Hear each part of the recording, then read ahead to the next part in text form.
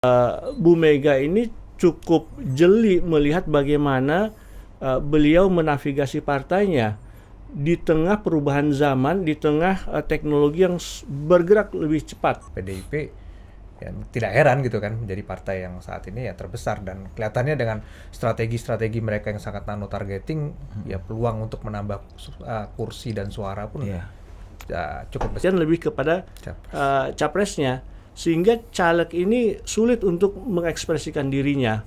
Nah, terutama menggunakan media, sosial media itu kan ranahnya ranah capres. Berarti mereka harus menggunakan satu instrumen yang bisa menuntun mereka, bisa menavigasi mereka hingga nano targeting. Gitu. Jadi kalau pakai AI lu tahu pergerakannya, jadi oh yang gua cari ternyata adanya di Pacific Place. Karena pakai AI aja belum tentu tepat dan menang, apalagi lu telat. Apalagi tidak menggunakan sama sekali. Manusia tuh pasti menang lawan AI. Jadi kita nggak akan kalah sama AI. Tapi caleg yang nggak pakai AI, ya kemungkinan kalah sama caleg yang pakai AI.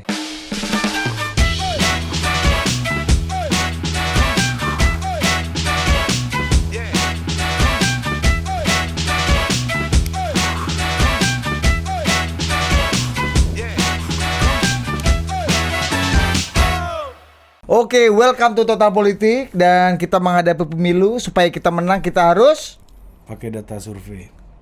Data survei apa data sur? Sekarang ini suka ketipu sih kita kan. Ini yang kita undang ini hari ini spesialis data survei apa data sur ini? Ini justru membuat orang-orang yang biasa memberikan data sur kepada calon-calon ini agak terganggu, Bos. Ya, data survei itu Polanya gimana kalau data survei dan data sur itu kalau gimana? data survei ini angka masih segini, Pak. Kita harus pertahankan. Tuh kalau data survei. Kita harus bertahan, kita harus gerilya, atau kita harus serang nih, Pak. Gitu kan. Ini ada TPS yang bisa kita engineer gitu. Kalau data sur? Abang udah paling paten abang sini. Ini 1000 suara, Bang, udah di tangan ini barang ya kan. Tenang aja, Bang. Itu orang-orang masuk tuh buat tipu-tipu aja tuh udah. Padahal abang ini yang kena tipu kan. Itu data sur. Untuk menyiasatinya supaya biasanya revenue agak gede tukang sur daripada tukang survei. Karena modal dikit. Ya kan, kalau perlu nggak ada kan. Cost production-nya kecil kan data sur ini. Cukup meyakinkan aja kan. Ibaratnya pakai ini aja di kalau lagi jalan dia naik mobil tuh buat tahu berapa suara di suatu kawasan, dia tinggal keluarin tangan di jendela aja, Bos. Terus 1000 nih kayaknya. Dari anginnya aja udah tahu dia. Tapi di politik kita tuh ada itu masih berlaku ya, sur itu banyak. Industri sur ya. Ya karena ketidakpastian tinggi, tukang sur nih laku jadi. Ada marketnya. Ada marketnya. Nah, kita ada 2 senior. Ya, yang mendisrupsi tukang sur ini ya. Dan pipisnya agak lama tadi kayaknya. karena butuh sampai habis ini, Bos. Sampai senior, Bos. Ya kalau kita kan masih pipis kan masih belum. Iya, kita masih 3/4 matang aja udah bisa tertutup kan. Bisa. Kalau ini tunggu habis dulu kan. Diselesaikan. Panjang ya soal pipis ya. Coba tuh. Di podcast ini openingnya bisa 20 menit. Yang pertama dari sudut kiri, ya kan? Ya. Ini seorang yang mendekat dengan lampu. Iya. Ini kita harus setengah jam sendiri mengatur supaya lampu ini nggak merusak. Iya. Merusak estetika ini. Mengatur estetika dengan substansi dengan baik ya. Ini orang yang dulu gue 2019 dia punya tesis gini, Bro. Dan berusaha meyakinkan gue. But ingat, kemenangan capres itu ditentukan oleh kemenangan udara. Jadi kemenangan darat, refleksinya adalah kemenangan udara. Siapa yang menang di udara, dia kemungkinan besar menang di darat. Siapa lagi kalau bukan? Yose Rizal. Thank you, Budi Ari. Percaya nggak lo? Hah? Percaya nggak? Nah itu gua ngerti itu, makanya setelah perjalanan ini itu data sur apa data survei gua harus diuji. Mas Jose ini gua agak suka ketukar-tukar sama Bung Binder, Bos. Binder Singh yang Pengamat bola. Nah, yang sebelahnya nih paten nih dari Bandung ini. Dari Bandung. Iya kan, kalau kita kan Dilan 19 dia Dilan 1970. Dilan 2010. Oh, dari 2010 ya deh. Ya kan memang orang ya ini data sur nih. Dilan 2010. Data survei Dilan 1970. Ada Kang Lucky Jani. Wah. Selamat sore, Bung Bung. Cie. Gimana toilet patternnya tadi? Tapi lu ya. Ya, pertanyaan paling fundamental dan banyak di kepala banyak orang nih sekarang sebenarnya. Ini kita bicara apa nih? Substansi ini. Substansi, oke. Gua mau nanya, lu tanyain juga. Enggak, takutnya lu Enggak. masih toilet pula Enggak, lu. fundamental. Iya. Sebenarnya orang kalau maju pileg di DPR RI, DPRD provinsi dan DPRD kabupaten itu normalnya, konvensionalnya butuh biaya berapa sih? Ya, Biasanya nih. biasanya Yang ya. udah. Pos pengeluarannya apa aja? Rata-rata cara pengkalinya adalah mereka biasa gunakan berapa target suara dikali berapa rupiah gitu. Jadi kalau dia target suara 50.000 kali 100.000 tinggal dihitung aja gitu kan. Ini kan hitungannya per kepala ya. Ya. Dan di banyak negara juga begitu model perhitungan campaign expenditure. Hitungnya per kepala. Cost per unit. Nah, gitu jadi ya. kalau untuk anggota DPR RI rata-rata 5 sampai 10 M itu termasuk yang moderat ya. 5 sampai 10 M yang moderat. Moderat itu ya. Itu ini moderat. gimana nih? Itu moderat ya, mereka boleh dibilang pengeluarannya secukupnya saja gitu. Itu duit kebakar semua tuh ya, 5 sampai 10 miliar ini ya.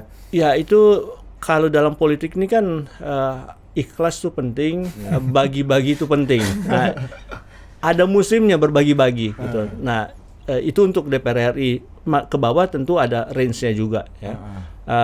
Nah, sekarang kan kami ini justru membuat pemilu EA ini dengan satu objektif ya. Salah satunya adalah untuk menurunkan biaya kampanye.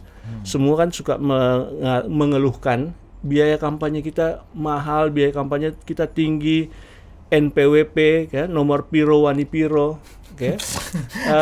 Ini kan keluhan banyak politikus di Indonesia, baik yang incumbent petahana maupun yang kalah, terutama yang kalah. Nah, dengan pemilu ini kita bisa menyediakan satu instrumen navigasi yang tepat sasaran. Mereka bisa melakukan strategi micro targeting di tingkat kecamatan, di tingkat kelurahan atau desa gitu, bahkan nano targeting di tingkat TPS. Ya, jadi kita sudah mengkalkulasi istilahnya paretonya. Ya, jadi di tiap tingkatan DPRD pusat sampai DPRD kabupaten kota itu ada tingkatan kurang lebih berapa rata-rata suara yang mampu diperoleh oleh seorang caleg di tiap TPS, ada paretonya. Nah, pos-pos spendingnya itu yang paling gede apa Kang biasanya? Spendingnya untuk mendapatkan suara gitu. Berbagi tadi lu bilang itu. Iya, itu cost terbesar gitu ya. Oh, money politics. Bisa dalam bentuk money politics yang langsung vote buying, atau bisa dalam bentuk dikompensasi dalam bentuk pemberian ya, barang, pemberian Kalender, bantuan, sarung, apa ya. macam-macam gitu, baik yang untuk langsung individual maupun yang untuk istilahnya bukan public goods tapi club goods ya, itu diberikan kepada organ-organ tertentu. Hanya orang yang menjadi anggota dari organisasi tersebut yang bisa menikmati club goods itu ya, atau bahkan langsung ke individual. Jadi melakukan vote buying langsung ke individual. Itu biasanya proporsi yang terbesar. Itu. Itu proporsinya terbesar dari 10 miliar itu berarti. Iya, pengalaman dari 3 kampanye terakhir 2009, 2014 dan 2019, kalau kita lihat kajian-kajian kan sudah banyak mengenai bagaimana uang itu mempengaruhi pemilu ya. Kajian itu menunjukkan bahwa memang pos spending terbesar ada di bagaimana mengkonversi suara. Ya, dan umumnya mereka itu melakukan kayak tadi ya, bagi-bagi seperti itu ya, canvassing ya, model kayak gitu. Itu tuh targetnya tuh sesuai target apa nggak sih Kang? Atau biasanya ada gap nih antara yang dikasih dengan mereka nggak terkonversi kepada suara gitu kan? Problematiknya biasanya apa di lapangan tuh? Karena biayanya kan besar tuh. Ya, kalau dari pemilu ke pemilu, baik data penelitian empirik ya, observasi ataupun data survei kan menunjukkan tingkat konversinya paling mentok 30%. Jadi kalau lu kasih duit untuk 100 orang, yang milih lu paling banyak 30 orang. Gitu. Tapi bagi para politikus dimanapun, terutama di negara-negara yang demokrasinya baru, syukur alhamdulillah mendapatkan 30 suara dibandingkan 0. Ya. Jadi itu mereka masih lakukan. Gitu. Nah, itu yang kemudian kami berharap dengan penggunaan platform ini mereka bisa betul-betul menyasar pemilih-pemilih yang sudah teridentifikasi akan memilih caleg yang bersangkutan. Oh gitu. Jadi nggak asal aja, nggak asal bagi, nggak asal serangan gitu ya. Tapi gue pernah pengalaman dulu ya, Mas, waktu 2019 gitu, ngedampingin salah satu caleg lah. Gitu. Itu suaranya itu di akhir itu sekitar 65.000 lah, 65.000, 70.000 kurang gitu. Itu tempat-tempat yang istilah kita itu disiram pakai duit gitu ya, disiram, nggak pakai air tuh. Iya, kalau air api baru. Iya, lebih gila lagi kalau pakai minyak kan. Iya, minyak goreng sekarang. Iya, minyak goreng. Nah, itu tempat yang disiram suaranya tuh kecil-kecil. Kecil-kecil. Tempat yang dia udah pegang lama dan udah punya modal sosial yang lama, itu malah besar, lebih besar suaranya. Bahkan dia mengalahkan nama-nama populer yang kita kenal di panggung nasional hari ini gitu. Dan spendingnya nggak sebesar daerah-daerah yang disiram. Daerah yang disiram. Salah target dong artinya. Salah target. Ya. Jadi gimana sih pertanyaannya sebenarnya kalau kita lihat di dalam uang ini kan salah satu metode treatment aja, tapi ada metode treatment lainnya gitu. Ya. Yang mana artinya kalau uang itu 30%, 70% lagi apa itu? Betul. Yang menjadi kalau di dalam teori campaign expenditure kan ada satu adigium. Money is necessary but not sufficient to win the election. Uang itu perlu, tapi bukan uanglah yang menentukan kemenangan. Jadi uang bukan satu-satu penentu keuangan. Ini di antara peneliti campaign expenditure, adigium ini sudah disepakati ya. Jadi money is necessary but not sufficient to win an election. Nah, pertanyaannya kenapa misalkan di Indonesia politikus yang melakukan vote buying itu tingkat success rate-nya cuma 30%. Kalau kita bandingkan dengan kolega-kolega politikus yang ada di Filipina atau ada di Taiwan misalkan atau di Meksiko, mereka success rate-nya lebih tinggi, mungkin 70%. Itu pakai uang. Itu karena mereka punya instrumen untuk memastikan suara itu uang itu menjadi suara. Ya, terkonversi jadi suara. Jadi suara. Instrumennya udah ada, tapi instrumen itu kan sudah dibangun puluhan tahun. Ya. Politikus-politikus di Filipina, di Taiwan itu kan bertarungnya antara bertarung vote broker, ya. Orang-orang yang memiliki bank suara itu yang kemudian dibeli sama si politikus untuk mendeliver suara mereka menjadi suaranya politikus. Mekanismenya ada, jadi mekanisme tipu-tipu, mekanisme dikibulin, mekanisme misalkan ambil uangnya jangan pilih orangnya, yang kalau di Indonesia masih terjadi, kalau di Filipina, di Taiwan itu kecil sekali lepas. Karena ada vote broker tadi. Dan ada vote broker dan ada mekanisme monitoringnya. Lebih advance ya. Lebih advance. Itu instrumennya sangat tradisional tuh. Yes. Itu mereka punya teknologi vote buying 2-3 tingkat di atas kita. Nah, gua mau ke Bang Yose. Bang, kalau di sini kan problemnya beda tadi tuh. Konversinya tuh maksimal sekitar 30%. Artinya jauh banget panggang dari api meskipun biaya yang dikeluarkan tuh lumayan tinggi gitu. Lu lihat problemnya gimana tuh, Bang? Yang pertama ya, karena kan wilayah Indonesia ini kan luas ya, cukup heterogen juga gitu. Kemudian dalam satu dapil itu yang berkompetisi kan banyak. Di tiap tingkatan tuh sekitar 100 ya Kang ya. Baik DPR RI, DPR provinsi maupun kota kabupaten. Sekitar 100 orang yang memperebutkan kursi yang sangat limited itu kan. Ya kalau semuanya menggunakan strategi yang sama, kan tetap aja. Artinya tingkat keberhasilannya kan makanya jadi sangat rendah dibandingkan tingkat yang gagal. Nah, kalau Lucky Jani kan jelas lah ya, mimpi dia kan menurunkan biaya politik yang tinggi kan. Itu perjuangan seumur hidup Perjuangan seumur hidup dia. Dari tahun 70 itu kan. Kita pejuang untuk itu. Berjuang. Nah, jadi memang kita melihat bahwa dengan teknologi ini bisa meminimalisir yang tidak tepat sasaran itulah dalam bentuk apapun ya. Tentunya kan kita juga berharap bahwa politik ini kan menjadi satu arena adu gagasan kan. Bagaimana dengan teknologi itu jadi mudah gitu menangkap suara rakyatnya kan. Nggak perlu bikin tim yang besar, kemudian butuh waktu yang lama hanya buat menangkap suara atau isu di satu kecamatan, let's say misalnya. Dengan teknologi itu ya kita di sini bilangnya hanya satu klik aja itu semua terjadi. Artinya terjadi reduce komponen-komponen biaya yang cukup besar di situ. Kemudian ya kita berharap setelah memahami dan setelah confidence gitu ya mereka melakukan kegiatan-kegiatan yang memang positif. Karena kan at the end of the day ya berapa sih yang mau dikasih gitu kan? Dibandingkan rakyat nih yakin dia bakal jadi wakil gua nih yang benar gitu. Karena dia paham masalah gua dan dia bakal menjadi penyambung suara gua ketika dia duduk kan. Nah, itu kan jauh lebih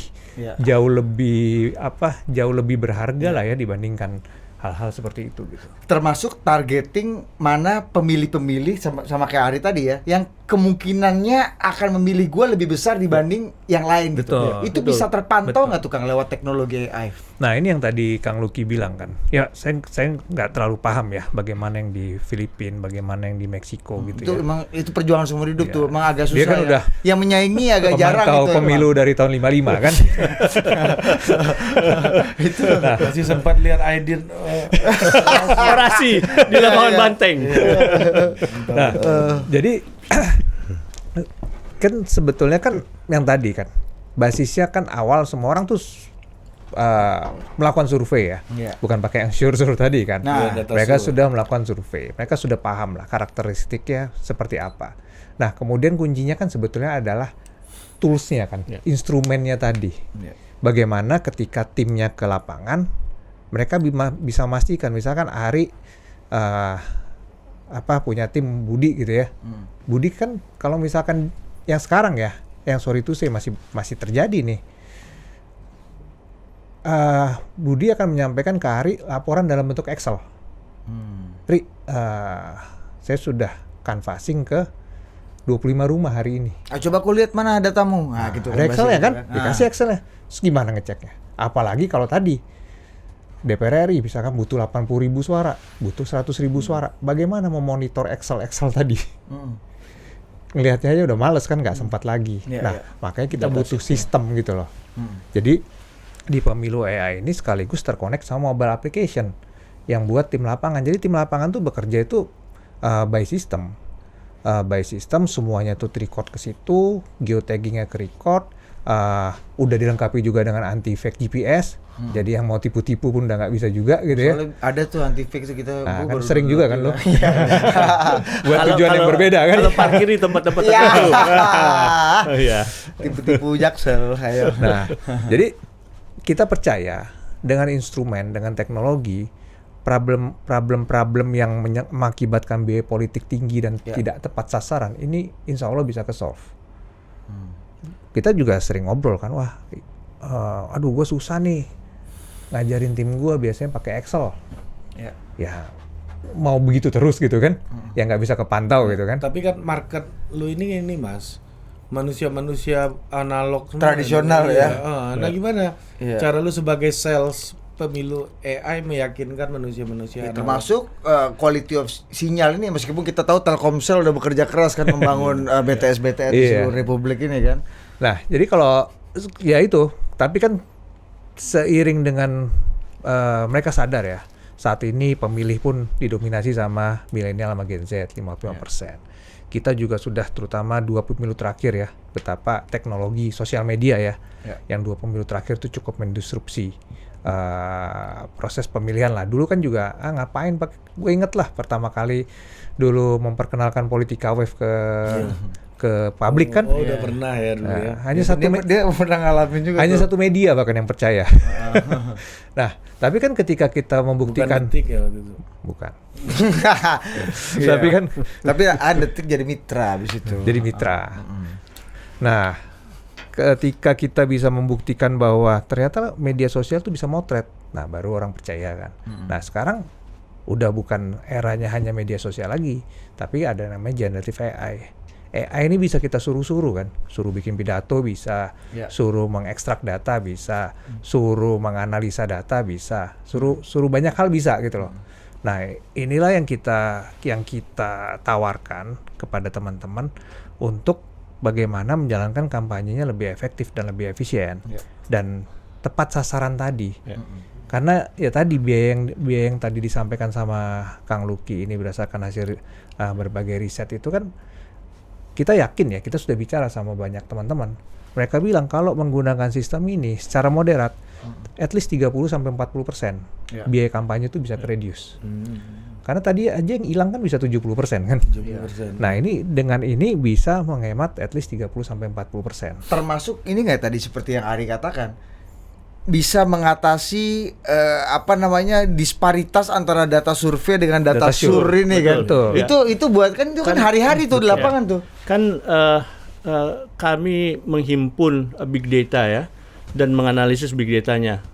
Dari situ kan kita bisa lihat sebenarnya sampai tingkat desa, kelurahan, bahkan TPS, voting behavior-nya dan vote preference-nya. Jadi kita bisa mengamati seberapa besar perpindahan, migrasi, shifting preferensi pemilih dari pemilu ke pemilu. Nah, dengan kita mengolah data ya, pakai engine big data itu kita olah, kita bisa tahu misalkan di satu kota atau di satu kabupaten kelurahan ini atau desa ini tuh kantongnya siapa sih? Ya. Atau desa itu adalah tempat free fight aja, bebas aja karena tidak ada penguasanya, tidak ada kuncennya. Nah, dengan demikian kan mereka bisa menggunakan ini sebagai kompas untuk masuk. Kalau ke desa yang misalkan udah ada penunggunya, apalagi penunggunya segede Dinda Ari ini, itu jangan dimasukin dong. Gitu. Percuma kita mau masuk sana berbuih-buih, berbusa-busa, meyakinkan kan susah. Kayak tadi cerita lu nih, kita pindah aja, gede ya. Pindah aja ke desa atau kelurahan yang paretonya merata gitu. Jadi kesempatan dia untuk meyakinkan pemilih masih terbuka. Nah, ini kan bisa menggunakan machine learning untuk mempelajari ya karakteristik pemilih di situ, voting preference di situ. Itu bisa kepantau tuh lewat pemilu AI itu kan. Nah, bahkan kalau menurut gue ya yang pernah berpengalaman di lapangan ya, ngikutin orang pileg ya, itu lu punya duit pun juga lu belum tentu bisa ngapa-ngapain. Emang lu dapat duit 10 miliar suruh bagi kalau lu nggak punya instrumennya gimana cara baginya? Nggak bisa. Jadi bagi duit tuh bukan soal bagi duit aja, makanya ada konsultan politik salah satunya yang gua tahu, gua nggak usah sebut namanya, yang bisnis modelnya itu bagi duit. Kita tahu siapa. Tahu. Pemain politik pasti tahu. Dan itu brandingnya itu.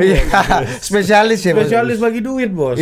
Itu ada dan karena bagi duit tuh skill juga. Betul. Jadi kalau lu masih pakai pola lama dengan biaya yang sangat tinggi, lu akan gigit jari. Akan gigit jari ya kalau nggak bisa.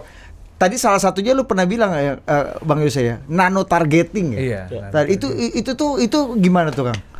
Jadi kan kita udah kasih kompasnya nih, udah kasih guidance ya kan. Ini kecamatan prioritas lu nih. Kemudian dikasih tahu juga sampai ke level TPS-nya. Ini TPS yang bisa lu masukin. Kita kategorikan 3 tuh. TPS yang harus lu jaga. Artinya itu basis lu tuh. Lu harus jaga, pertahankan suara lu ya, tambah sekitar 15% lah ya. Kalau bisa. Kemudian TPS yang serang. TPS yang serang tuh itu bukan basis lu, tapi nggak ada penguasanya. Oke. Nah, gitu. Suara cenderung merata di Suaranya situ. cenderung merata di situ. Oke. Jadi lu masih punya opportunity buat masuk. Oke. Nah, sama ada satu lagi TPS yang gerilya. TPS yang gerilya ini sebetulnya sudah ada penguasanya, tapi ya belum tebal-tebal banget lah. Dan kalau misalkan kita kan hitung juga ideologi partai.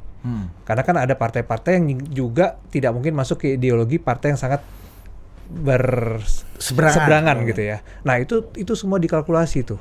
Nah, itulah nano targetingnya. Sehingga ketika lo mau turunin tim lo canvassing, tim lo door to door, mau bikin kegiatan, mau pasang APK, ya di situ aja.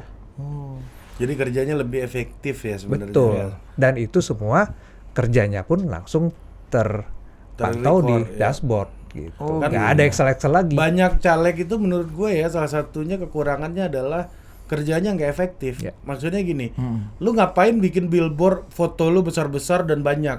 Iya. Karena di kertas suara nggak ada foto lu kan. Iya. Kecuali lu jadi capres gitu. Iya. Atau anggota DPD. Atau anggota DPD Ya, gitu, ada caleg fotonya gitu DPD. misalnya ya. Misalnya kayak gitu. Nah, pertanyaannya gini satu lagi Mas. Ini berdasarkan gua pengalaman gue yang cukup singkat lah dalam mengelola tim pileg itu gitu. Karena memang game pemilu legislatif itu kan game disiplin kan sebenarnya.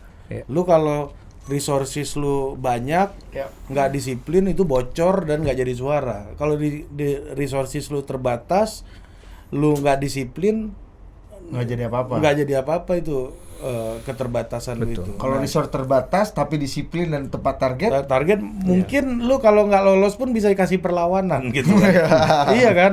Iya, Biasanya kan kalau di Indonesia itu di partai itu ada misalnya lu lolos nih. Gua lolos 70.000. Suara lu 40.000. 40.000 nggak lolos kan? Iya. Suara lu nih diganti nih biasanya 10.000 per suara tuh. Duit lu dapat 400 juta tuh nanti tuh. Oh, bisa terkonversi. Bisa balik duit tuh kalau Iya. suara lu gede tuh. Iya, Biasanya iya, kalau iya. di Indonesia kayak gitu, rata-rata tradisi di banyak partai. Nah, pertanyaannya gini Mas Jose, kalau kita lihat di dalam praktek kampanye ini, ya kan, gimana sih kita bisa tahu, misalnya apa misalnya informasi yang kita dapatkan, ini daerah ini udah Punya orang. lawan udah terlalu dalam di sini nih, udah nggak bisa diganggu nih. Kalau ini lawan masih bisa diganggu, tapi ya udah masuk tapi masih bisa diganggu. Nah, informasi seperti apa sih yang akan didapat di dashboard itu misalnya?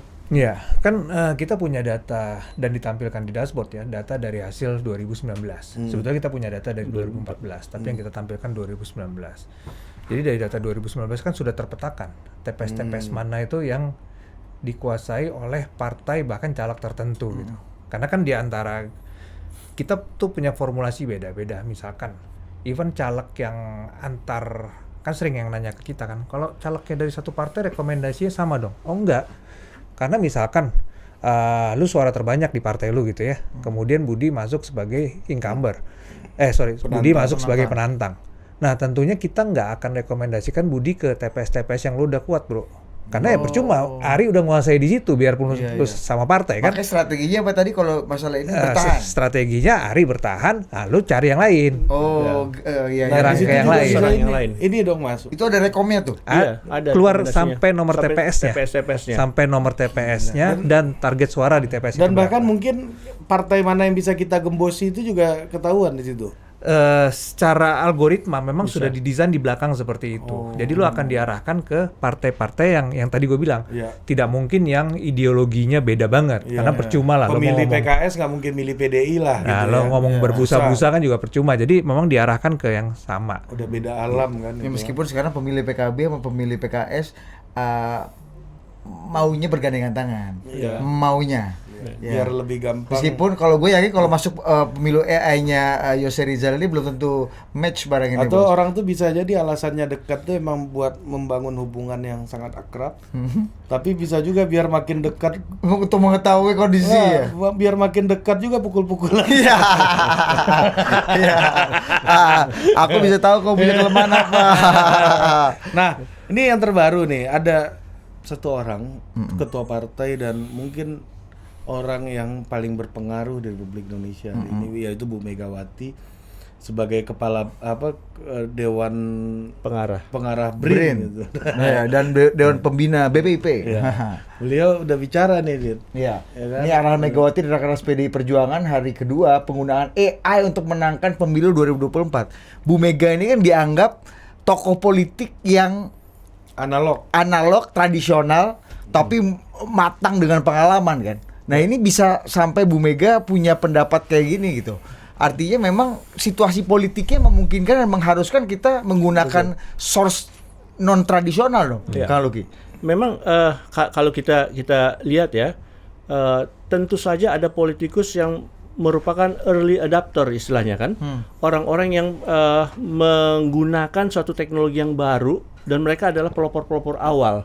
Dan menurut saya Bu Mega ini cukup jeli melihat bagaimana beliau menavigasi partainya di tengah perubahan zaman, di tengah teknologi yang bergerak lebih cepat gitu, atau sangat cepat.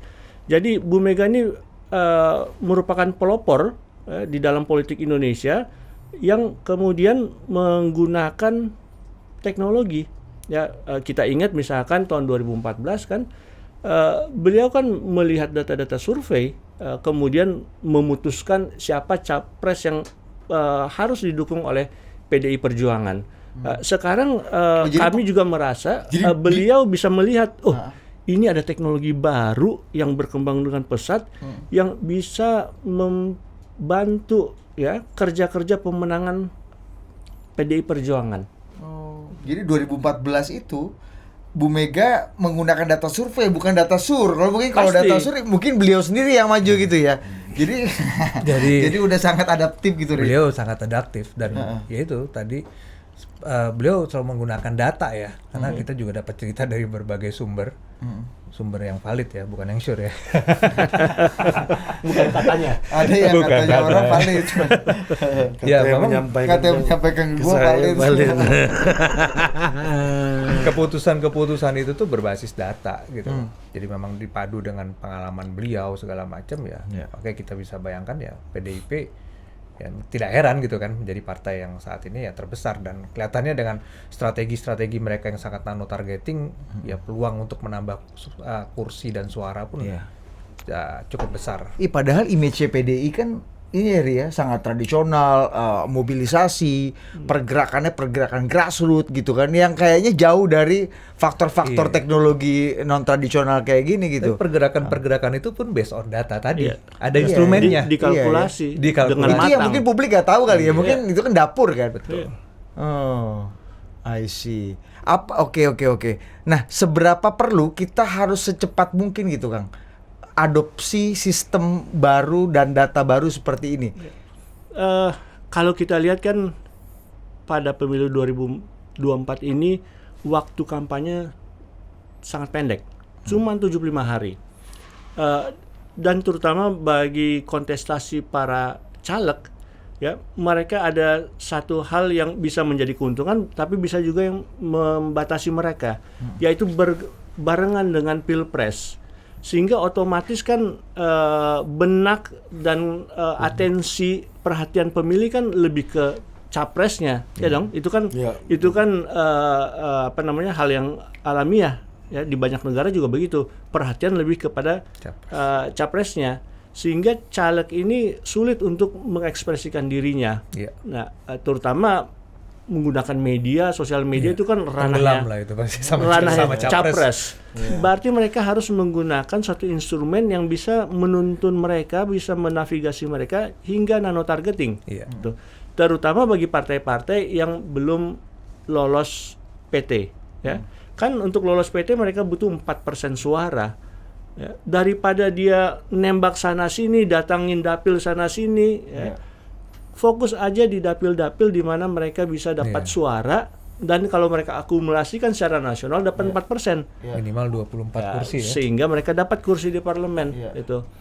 Dan seperti yang kita tahu kan sebenarnya jumlah pemilih partai di Indonesia itu swing votersnya masih gede banget kan. Betul.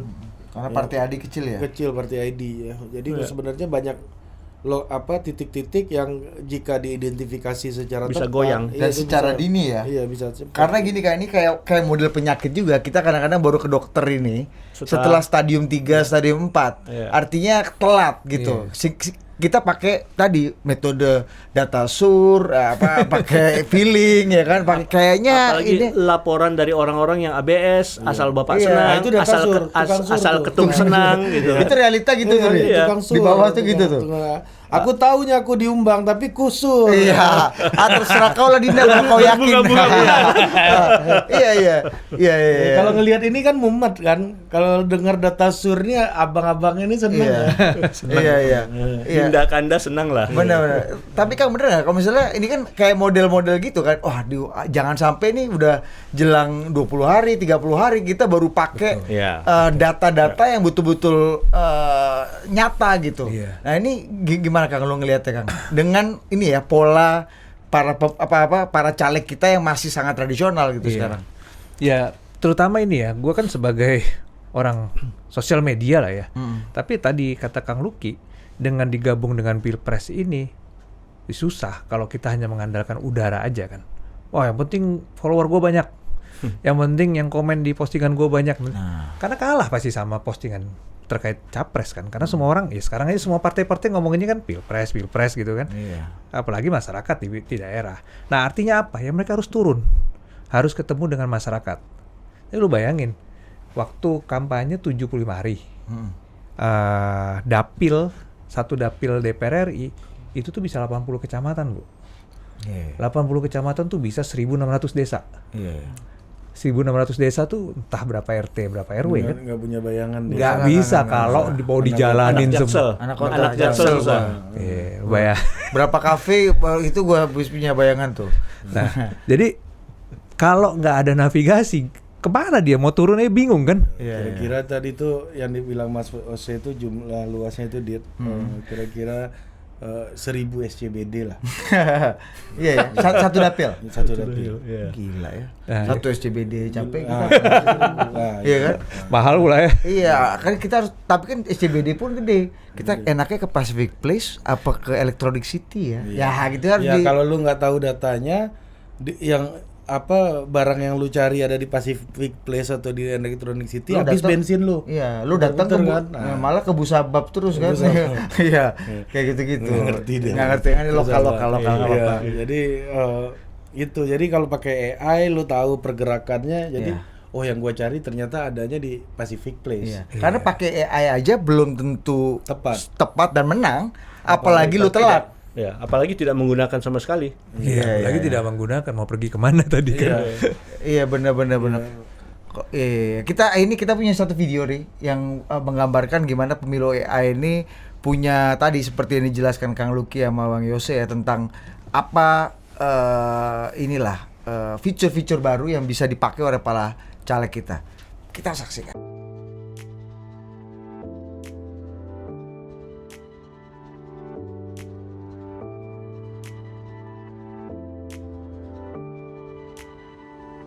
Hanya dalam sekejap, Anda dapat melihat kecamatan prioritas dan jumlah target suara di TPS prioritas. Dengan pemilu.ai, Anda dapat memantau data politik, data sosial ekonomi, data demografi, data media online, data media sosial, data harga sembako, hingga data TPS prioritas. Kami dapat membantu Anda melakukan kampanye nano-targeting dengan menyediakan rekomendasi TPS bertahan, TPS serang, dan TPS gerilya. Secara cepat, kami dapat membuatkan naskah pidato, slogan kampanye, caption media sosial, hingga target iklan tepat sasaran. Kami juga menyediakan beragam template menarik untuk keperluan desain APK Anda. Tim SES Anda akan dibekali aplikasi Android, yang dapat diunduh di Google Play Store secara gratis, untuk mendata kegiatan door-to-door atau push poll, dan memvalidasi calon pemilih dengan DPT. Aplikasi Android untuk tim SES juga sudah dilengkapi fitur geotagging, serta anti-fake GPS, untuk memastikan kegiatan pemasangan APK sesuai dengan lokasi TPS prioritas.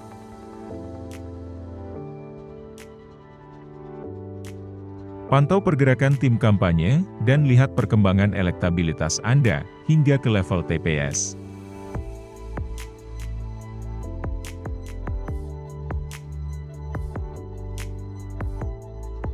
Manfaatkan pemilu.ai untuk memperbesar peluang kemenangan Anda.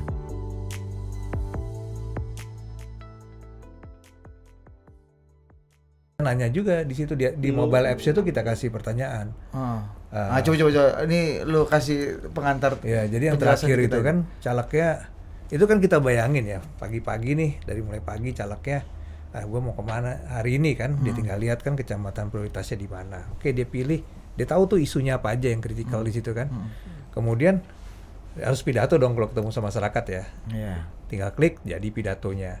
Habis kegiatan dia posting jadi caption media sosialnya kan, tinggal klik aja. Nah kemudian ketika kita kan juga integrasikan sama mobile application yang bisa dipakai sama caleg untuk tim ses caleg-caleg ini kan. Base-nya Android jadi semua handphone bisa pakai. Nah mobile application itu buat door to door. Jadi misalkan gue ke rumah lu kan ditanya nih Budi umur berapa, pekerjaan apa segala macam. Nah bisa nanya juga, Budi kenal nggak sama caleg ini? Budi suka nggak sama caleg ini? Budi mau milih nggak caleg ini? Bisa nanya juga, caleg mana sih yang udah datengin Budi gitu kan? Partai mana yang udah datang? Jadi itu tuh bisa dimonitor terus. Kan idealnya kalau kita udah punya target suara kita, misalkan 80.000 atau 100.000 tadi, itu kan diulangi. Idealnya 3 kali sampai terakhir sebelum pencoblosan. Karena kita harus jaga bener nih kan kemantapan dia kan. Nah, nanti kan dari pertama misalkan, ternyata dari 100.000 data 20% nggak sesuai nih dengan lokasi TPS-nya, karena geotaggingnya dan lain-lain gitu kan nggak sesuai dia. Ya udah berarti kan kita cari lagi kan. Nah nanti dikunjungi lagi yang kedua, ternyata yang milih Budi. Terus ketika Budi melakukan kegiatan di situ ada peningkatan nggak elektabilitas di sekitar TPS prioritas tadi kan. Nah, dijaga sampai misalkan H- berapa sebelum pencoblosan. Jadi sebetulnya sebelum pencoblosan pun sudah tahu nih kira-kira kemungkinan terpilihnya bagaimana gitu kan. Gitu.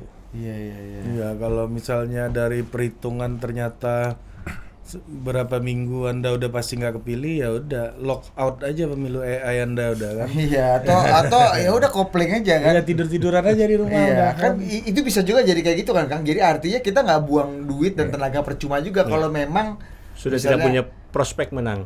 Nggak punya prospek menang. Meskipun ya kita berharap untuk bersenang-senang aja. Iya. Ya kan, ngibur kawan-kawan aja. Ya meskipun pemilu AI juga kalau pakai itu ya kemungkinan menangnya juga Ya, insya Allah lebih tinggi. Kemungkinan kalaupun misalkan masih belum itu jadi tahu gitu loh. Jadi benar-benar tahu kurangnya itu di mana. Dan data-data yang kita dapat di dashboard itu bisa di-save nggak per harinya? Bisa. Jadi data-data harian itu, tren hariannya segala macam tuh bisa dilihat di dashboard, bisa di-save juga, bisa di-download. Ya, Kang, kesadaran para pemain, terutama elit-elitnya ya, partai-partai politik terkait dengan teknologi ini gimana Kang? Ada info nggak? Seberapa mereka udah aware dan ya lagi-lagi nih ujungnya, lu jangan sampai lu kalau diem-diem aja ternyata kawan-kawan ini udah pakai kawan ya kan? Lu mungkin nggak tahu gitu. Gimana Kang? Beberapa partai itu sangat progresif ya. Ya tadi contohnya PDIP dengan Bu Mega bahkan sudah mengeluarkan arahan untuk AI kan. Jadi kita lihat kesadarannya untuk menggunakan teknologi ini buat benar-benar kan, kalau partai-partai ini kan sekarang mereka juga inginnya kan melakukan nano targeting kan. Mereka sudah assign tuh di TPS ini siapa yang bergerak, suaranya berapa dan seterusnya gitu kan. Tapi ya memang ada partai-partai yang juga mungkin belum paham bagaimana cara memanfaatkan ini gitu ya. Jadi masih mengandalkan misalkan udara gitu. Ya padahal itu sangat resiko, sangat riskan karena berbarengan dengan Pilpres itu. Jadi mau seberapa besar pun spending kita, let's say misalkan di Facebook gitu, sponsor tepatnya ketimpa kan sama nanti spendingnya capres kan. Meskipun kita bus iklan tuh ya di medsos ya. Karena kan ini barengan sama momen pilpres. Ya Tesis lu dulu udah berubah dong berarti. Kan lu bilang dulu siapa yang menang di udara kemungkinan besar menang di daratnya lebih besar. Ya memang kalau dulu sosial media kita baru bisa potret di level pilpres. Kita belum pernah di level pileg. Oke. Maksudnya untuk yang caleg-caleg ya, Iya, tapi iya, baru iya. di level pilpres. Karena memang sosial media kan ya data itu kan kayak username itu kan nggak semuanya juga menginput lokasi dan lain sebagainya kan. Jadi buat melakukan targeting tuh sulit. Makanya ya kita lihat ya media is penting, tapi kan ya bagaimana belusukannya, bagaimana bersalaman, bagaimana bertemu dengan rakyat, berinteraksi dengan rakyat, itu yang paling penting kan sebetulnya. Important but not sufficient. Betul. Iya. Dan game pemilu legislatif tuh game Berbeda. Game lapangan. darat ya kan? Game darat. Itu game darat. Sudah banyak lah orang-orang yang Ibaratnya- sangat populer. Kalau kita bangun rumah itu gagang pintunya lah ya media ini. Iya. Ya kan udah banyak juga kan orang-orang ya kita tahu wah, populer banget siapa sih yang nggak tahu tapi kan nggak kepilih juga kan kalah sama orang yang mungkin kurang Iya. populer tapi dia Tapi kerja gitu. rajin turun merawat konstituennya gitu. Kalau politisi beda ngomongnya. Gimana? Kalau Om Lucky tadi rajin turun merawat konstituennya. Kalau gue Kalau tahu politisi rajin turun. Ada keceplosan di sini kemarin. Ya, gimana? Kan? Kita turun terus kalau. Udah refleksnya gitu. Amplop. Sodako. Dan di sini tuh kemarin tuh kan isu Pak Zul tuh bagi-bagi infak tuh ya. Gua langsung bantah itu bukan money politik. Beda money politik sama Sodako. sodako. Bedanya di mana? Sodako itu lillahi ta'ala. Konversinya ke pahala. Kalau money politik dia itu harus kerja lagi untuk mengkonversi jadi suara. Iya, memastikan tadi. Iya. Iya. Angkanya nggak cuma 30% atau di bawah 30%, tapi lebih dari Betul. itu. Iya. Karena yang dibuang agak serius gitu Iya. kan. Karena kan kembali ya kalau kita lihat dari kajian-kajian dari penelitian-penelitian kan tipologi orang yang menerima duit dan akan memilih karena duit itu kan macam-macam. Ada orang yang kemudian siapa yang ngasih pertama itu yang akan dia pilih. Ada yang siapa yang ngasih terakhir Itu yang dia sebelum pilih. dia nyoblos itu yang akan dia pilih. Tapi ada juga yang sering ngasih ke dia itu yang akan dia pilih. Nah, menentukan itu kan sulit kecuali lu intinya vote terima broker. terus gitu. Ya, kecuali lu vote broker gitu. Ada juga yang nggak usah dikasih uang tapi dibantu kalau ada kegiatan-kegiatan sosialnya. Jadi kan ini satu industri yang kompleks. Iya. Butuh teknologi. Nah, daripada capek-capek buang-buang duit, buang-buang PT, buang-buang hepeng ke sana, mending datangi daerah-daerah yang memang lu potensi dapat suara. Lakukan interaksi di sana, lakukan engagement di sana gitu ya. Nah, kalau tradisional konsultan tuh keterbatasannya apa?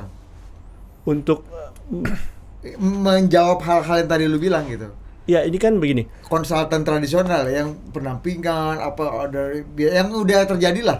Ya, sebenarnya kan yang kami lakukan ini adalah kita mendigitalisasi kerja-kerja konsultan yang tadinya analog menjadi yang digital. Dengan demikian proses analisis big data ini bisa dilakukan secara otomasi dan kita bisa melakukan secara serentak. Kalau untuk level nasional 84 dapil bisa dilakukan secara serentak. Kalau yang konsultan yang tradisional kan dia mendampingin 101 gitu ya dengan si calonnya. Kalau ini kita bisa mendampingin satu platform bisa untuk ribuan caleg gitu. Karena dia udah terkomputasi, data-data itu sudah kita simpan di dalam database-nya, sudah kita indexing, sudah kita buat algoritmanya, ada logiknya dan itu tinggal keluar nanti sesuai personifikasi si caleg gitu dan sesuai dengan karakteristik konstituennya. Iya. Paten nih. Gimana nih? Apa lu? Lu sebagai pelaku lapangan nih, orang yang pernah berhadapan lah. Kalau gua kan di udara aja nih gua. Wawancara Yose, wawancara Kang Lucky gitu. Tapi dalam praktek politik legislatif ini ya, pileg ini, itu terlalu banyak suara juga nggak bagus loh. Hah? Mana lu? Hah? Nanti gue cerita konteksnya, tapi intinya gue mau bilang kayak Konteksnya gini. off the record. ada konteks yang kasus baru-baru ini yang gue alami gitu. Tapi dalam konteks ini gue bilang gini, kalau suara lu terlalu banyak, lawan putus asa, bos. Nah. Kawan separtai nggak kerja, lu jadi kerja sendiri biasanya. Oh iya. Itu paling bahaya tuh. Ya meskipun ini kan gamenya game pribadi jadi. Iya, ini geng pribadi itu yang Caleg kan mau geng gua tanya pribadi. sebenarnya. Gimana ini menjawab challenge bahwa pemilu legislatif itu kan game kolektif Betul. sebenarnya. Iya. Bukan game Yes. orang per orangan. Betul. Satu orang yang bagus di partai itu belum tentu bisa jadi satu Jadi kursi. kursi. Iya. Iya. Kalau yang lainnya aduh putus asa gua tadi terlalu tinggi itu tadi kan. Ya. Ya lu tinggi tapi akhirnya partai lu nggak lolos parlemen. Nah, itu susah pertanyaannya. juga. Ya kan kita tahu dalam pemilu legislatif ini kan kolektif, ini gotong royong kan, perlu Line kebersamaan up, line up, gitu. bukan satu orang Jadi gitu. bukan Solo. ini bukan pertandingan balap mobil, balap motor yang kalau lu jago sebagai pengendara, lu jago sebagai pemotor, lu akan menang. Ini kan permainan tim. Nah, jadi di dalam pemilu AI ini kita justru mendorong bagaimana supaya ada kolaborasi kerjasama antar caleg di dalam partainya. Karena misalkan begini, di dapil A target suara sesuai dengan Santlik itu kan dia harus dapat misalkan partainya totalnya itu 250.000 atau 300.000 suara. Ada individu caleg yang bisa mendapatkannya, cuman itu kan sangat-sangat kecil di Indonesia. Agar bisa dapat kursi kan harus ada kerjasama antara caleg gitu ya. Dan ini yang kita ingin dorong ya kan. Selama ini ada kekhawatiran sistem pemilu proporsional terbuka ini justru menjadikan individualistis, kanibalisme atau apapun lah namanya. Tapi kan logiknya sama. Kalau proporsional logiknya sama. Ini kan multi member district gitu ya. Ini beda dengan majoritarian yang hanya satu distrik satu kursi. Oh jadi kita bisa lihat ya bahkan teman-teman separtai kita di dapil yang sama kawan. Ini kayak daerah gua nih. Ente situ mantap juga nih supaya kita bisa kolektif. Jadi itu bisa terpantau juga tuh Kang dalam platform. Makanya caleg yang walaupun dari partai yang sama di dapil yang sama rekomendasinya akan berbeda-beda sesuai dengan karakteristik si caleg itu. Bagi caleg misalkan yang veteran yang kemarin sudah ikut pemilu tapi gagal, dia akan di-assign ke daerah-daerah, ke kantong-kantong suara di luar si petahananya. Gitu. Supaya memperbesar juga kemungkinan dia untuk mendapatkan kursi tambahan di dapil itu. Oke, mantap ini Ri. Jadi pesan-pesan Kang, gimana Kang nih? Karena sadar ini satu hal, lebih cepat lebih baik hal yang lain. Nah ini penting juga nih. Iya inget juga kan dulu zaman Pak JK. Terkejut Anda nonton ini kan? Ternyata ini legel ternyata. Apa tuh legel? Jual-jual panci itu. Konten legel. Ayo sekarang, pesan sekarang. Senin harga naik. Senin harga naik. Anda ini. Onde mande. Inilah kalau orang Minang. Kalau orang Minang jadi hostnya begini. Iya, kasih barang itu kan. Kasih barang itu kan. Lihat. Ada depan. Ayo Pak Yose. Depan ini caleg-caleg ya yang udah 4 kali menang pemilu ya kan. Merasa sur dia kan. Nah, ternyata kan makin banyak menang ini makin banyak data sur daripada data sur. Gimana Kang Yose? Ya kita ini kan sebetulnya terus diberikan kemudahan ya dengan teknologi. Jadi jangan jadikan teknologi itu sebagai satu headache baru gitu loh. Tapi bagaimana ini bisa menjadi satu solusi. Kalau kita dengan teknologi itu banyak proses bisnis, banyak yang kita bisa potong, bisa pangkas, bisa kita efisiensikan, ya harus dicoba. Kemudian kalau misalkan teknologi itu bisa menjadi guidance supaya kita bisa benar-benar targeted, bahkan sampai nano targeting, ya harus dicoba. Manusia tuh pasti menang lawan AI. Jadi kita nggak akan kalah sama AI. Tapi caleg yang nggak pakai AI, ya kemungkinan kalah sama caleg yang pakai AI. Ya, kalau saya analogikan, pemilu AI ini kan seperti bimbel online, ya kan? Ruang guru lah. Apalah namanya itu, tapi bimbel online. Kita memberikan kemudahan, kita memberikan kisi-kisi untuk menjawab soal dengan cepat, dengan tepat gitu. Tapi sang caleg juga harus meyakininya ya, harus mengerjakan latihan soal, harus rajin itu, agar kemudian dia semakin pandai, ya, ya untuk lulus SMPTN atau apapun itu. Jadi ini adalah analognya, ini adalah bimbel online, ya. Kita sudah kasih kemudahan, kita gunakan teknologi, udah ada arahannya, gitu ya, ada navigasinya, tinggal jalan. Lebih cepat, ya, kemenangan akan ya lebih berpotensi diperoleh. Iya. Emang kalau PSI lama nih metafor agak kaya, Bos. Iya, ya kan? jago, Bos. Paling jago. Tapi ada satu lagi, Kang. Nambah biaya nih, gue pemilu ini. Aduh, ini udah dinda udah banyak nih proposal kan. Ada lagi pemilu tambah boros gua. Ah, itu gimana tuh? Itu pertanyaan yang prinsipil tuh. Gimana, Kang? Menjawab pertanyaan itu. Ya, biaya untuk pemilu AI ini sudah kami kalkulasi, ya, kurang lebih pengeluarannya 3%, ya, dari kebutuhan dana kampanye dia, dari campaign expenditure dia. Jadi 3% ini menurut kami angka yang boleh dibilang sangat ekonomis, ya, dengan peluang mereka mendapatkan suara secara efektif, secara efisien, ya, dalam waktu yang terbatas. Jadi kalau ini digunakan dibandingkan dia memberikan sodako kemana-mana, gitu ya, nggak tepat sasaran, mendingan dia datangin konstituen yang punya permasalahan yang sudah teridentifikasi, sehingga dia bisa melakukan engagement, melakukan interaksi. Kecuali niatnya emang mau sedekah. Kecuali niatnya jadi sinterklas atau jadi panti sosial. Nah, itu beda. Dan itu dia, biayanya 3% dari total biaya kampanye, tapi dari teman-teman yang sudah menggunakan, mereka bilang ini bisa ngurangi 30-40% dari total biaya kampanye. Jadi matematikanya untung jauh. Betul. Ya, Dinda ini jadi salah data kau Dinda. Ya, Emang gitu. alokasi data sur bisa ke AI sebagian. Iya. Data sur ini bisa 20%. Iya. Nyedot terus nih. Iya. Data sur kurangin dulu, pangkas dulu abang-abangan, ya kan. Iya. Iya kan? Sur ini nanti aja habis kampanye. Yang penting biaya 3% bisa mengurangi 30-40%. Dengan sedikit di atas zakat 2,5%.